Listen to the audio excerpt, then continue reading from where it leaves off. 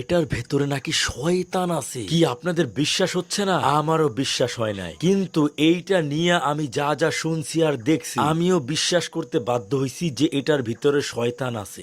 আসলে এটার ভিতরে বড় কথা বলতে কিছুই নেই, এটার ভিতরে আছে শয়তান। শয়তান খাই নিলাম। একটা শয়তান খাইছি। হ্যাঁ, এই যে এখান থেকে সুইটটা নিচে নামে গেছিল, কিন্তু এটা কিভাবে আমি ওই যে উপস্থিত ছিলাম, আমি চিৎকার শুনে গেছি, দেয়া দিহারে সবাই ধরে আনতেছে, আর রাত এখান থেকে নিচে নেমে গেছে। শয়তান হওয়ারও কিছু একটা চান্স আছে। এই যে আব্দুর রহিম ভাইয়ের হাত ভাঙ্গা গেছে, এটা নাকি শয়তানের আকৃতি নিছে। অনেকেরই অনেক ভাবে প্রলোভন দেখায় এটা ধরার জন্য, মানে আকর্ষণ দিছে, কিন্তু দিন শেষে মাছ ধরতে পারেনি। না, আমার অভিমত এটা কোনো শয়তান হইব না, এটা গজার মাছ হইব।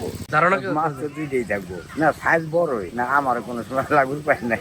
বসি পাইতেছি, বসিও খায় নাই। এত কিছু শোনার পরে, বোঝার পরে ফাইনালি আমরা নিজেদেরকে আর থামাইতে পারলাম না। আমরা সিদ্ধান্ত নিলাম এই খালটা আমরা পুরোপুরি সেই চা এর ভিতরে যত যা আছে সব ধরে ফেলাম। আর আমাদের প্রধান টার্গেট হইলো শয়তানগুলা। কারো কারো থেকে শুনছি এটার ভিতরে দুইটা গজার মাছ আছে। এই মাছ দুইটা এত বড় যে অনেকে এগুলোকে শয়তান ভাবতে শুরু করেছে। আর না ভাবার কোনো কারণ নাই।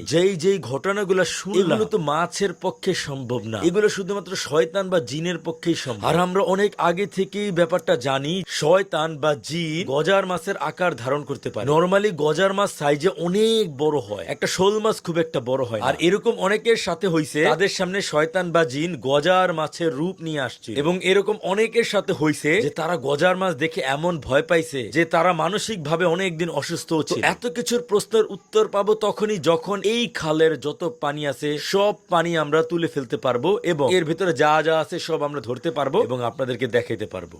এই তথাকথিত শয়তান ধরার জন্য মেশিন চালাইতে আমাদের দরকার ডিজেল। তো তেলের এই সংকটের ভিতরে পেট্রোল আর অক্টেন তো নাই, আর আমাদের ওটা প্রয়োজন নাই। আমরা ডিজেল পাবো ইনশাল্লাহ, তো ডিজেল আগে সংগ্রহ করবো। খোঁজ খবর নিয়ে জানছি যে আমাদের পাশেই ডিজেল পাওয়া যায়, আলহামদুলিল্লাহ। এখন আমরা তথাকথিত শয়তান ধরার জন্য আমরা ডিজেল আনতে যাইতেছি। আমরা মেশিন ব্যবস্থা করি। মেশিন চালানোর জন্য চ্যালেঞ্জিং ব্যাপার হলো তেল, আর মেশিনটা যেহেতু ডিজেলে চলে তাই আমাদের টেনশন কম ছিল। লোকাল মার্কেট থেকে 100 টাকার ডিজেল 140 টাকা করে সংগ্রহ করি। এই যে শুনতাছি যে ওই ঘরের ভিতরে বড় একটা গজার আছে, দুঃখ ভাই তো কইছে সত্যি কথা, মসজিদে যারা কি কইছে জানেন, কিন্তু এটা কোনো মাছ না, এটা শয়তান হইবে এত বড়। এটা টানে হবে থাকে, টানে টানে হবে। এটা কি আসলে না ফাইজলামি না, সিরিয়াসলি মাছ আছে দেখছে, দেখা যায়।